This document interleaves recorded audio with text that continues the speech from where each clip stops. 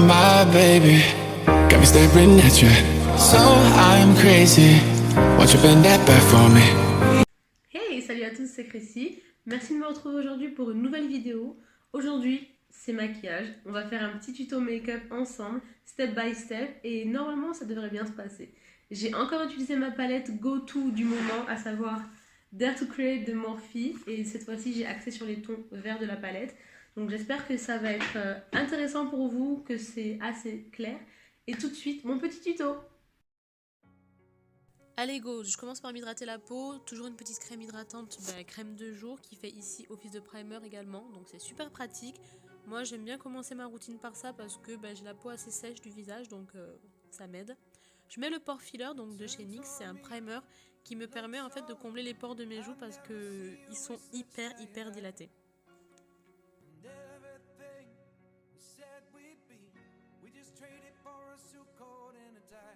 Bon, les sourcils, j'utilise une palette de sourcils, c'est plus pratique pour moi, je me sers un peu de gel pour plaquer mes sourcils dans le même sens. Ensuite, je mets donc d'abord la poudre, puis la crème de sourcils. Je pense que c'est pas du tout le bon ordre, mais c'est pas grave, si vous regardez mes vidéos, vous savez que je fais toujours comme ça. Et le résultat est plutôt pas mal, donc ça va. Bon, je dessine toujours assez grossièrement, hein, comme ça, après je pourrais retracer avec mon anti-cerne. Et je prends la crème la plus foncée pour les contours.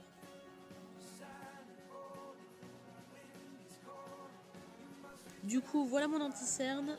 C'est un anti-cerne avec un pinceau assez fin. Donc, du coup, ça me permet d'être le plus précis possible. Je sais qu'il y en a qui sont un peu plus épais. Donc voilà, moi, ça marche bien avec celui-là. Ensuite, je prends un pinceau. Il est vachement gros, ce pinceau. J'arrive à m'en sortir, même si parfois j'efface un peu mes sourcils. Mais si vous avez plus fin, c'est tout aussi bien. Allez, on étale le produit.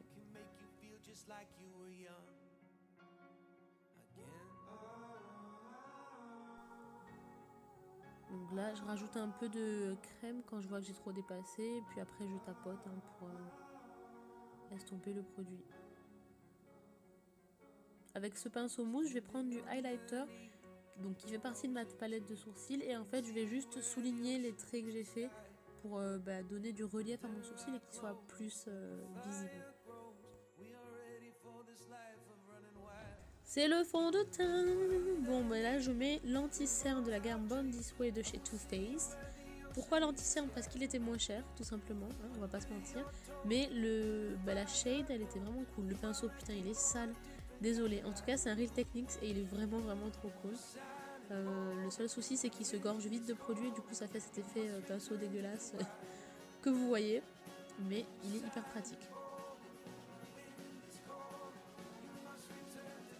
Allez, donc maintenant je fais un peu de contouring avec le fond de teint stick de chez Adopt Cosmetics, ou Adopt Parfum plutôt, et je rajoute de l'anti-cerne. En gros, je fais du contouring là, je suis au taquet là.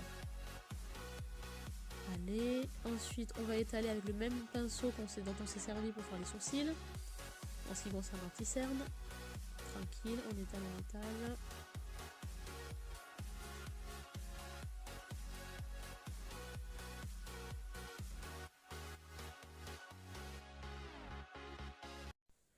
Ok, donc là j'ai pris un autre pinceau pour faire les parties foncées avec mon... Bon, c'est un pinceau, je sais pas d'où il sort honnêtement, mais il est pratique. Je fais mon petit baking, donc là j'ai le Cotillard Point qui est beaucoup trop clair pour moi parce que chez Amazon je me suis fait entuber, c'est pas grave. Et j'utilise la Banana Powder de chez Benai. Je me fais un petit mélange et je l'étale avec ce wedgie parce que je trouve ça beaucoup plus pratique. Bon, après j'en mets beaucoup et je tendance du coup après à me tacher. Donc elle est vachement volatile cette poudre, donc parfois c'est un peu relou. Voilà. Les yeux maintenant. Ah là là, la palette du Love. Bon, je mets toujours une teinte un peu foncée sur toute ma paupière. Donc je pense que voilà, c'est vraiment un truc que je fais de façon récurrente. Ensuite, donc là c'est un pinceau estompeur, hein. Je connais pas le nom des pinceaux, mais voilà, c'est un gros pinceau. J'en prends un qui est un peu plus fin mais toujours aussi dispersé au niveau des poils. Et je place du vert en partant du point interne.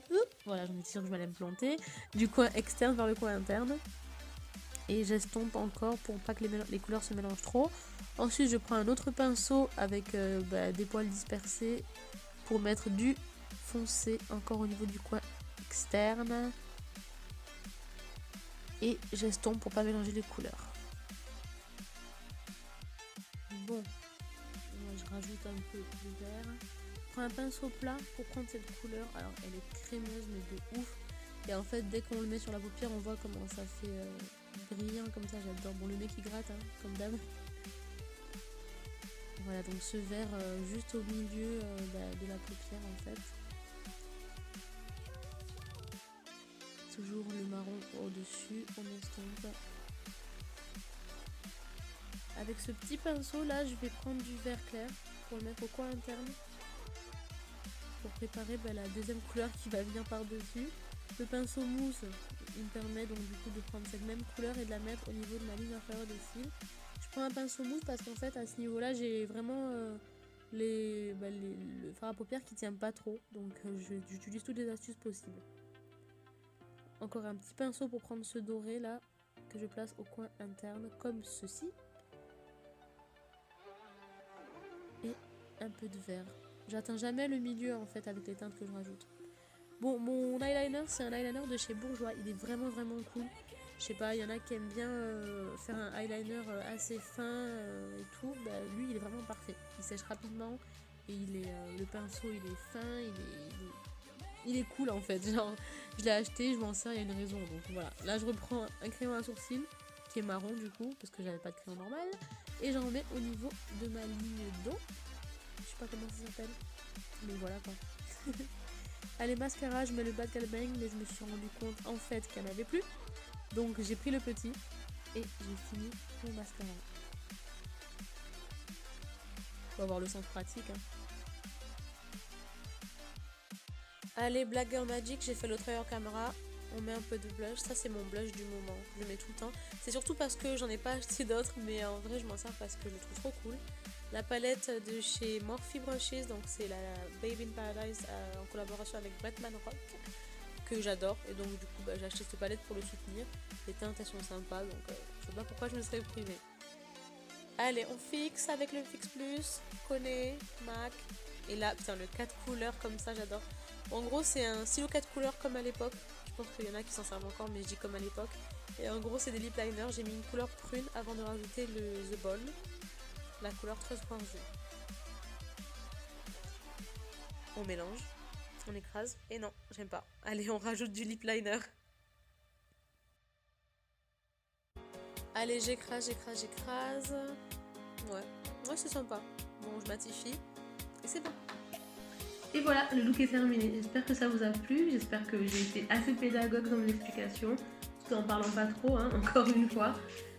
Voilà, si vous reproduisez ce look, n'hésitez pas à me taguer sur les réseaux, à savoir Instagram notamment.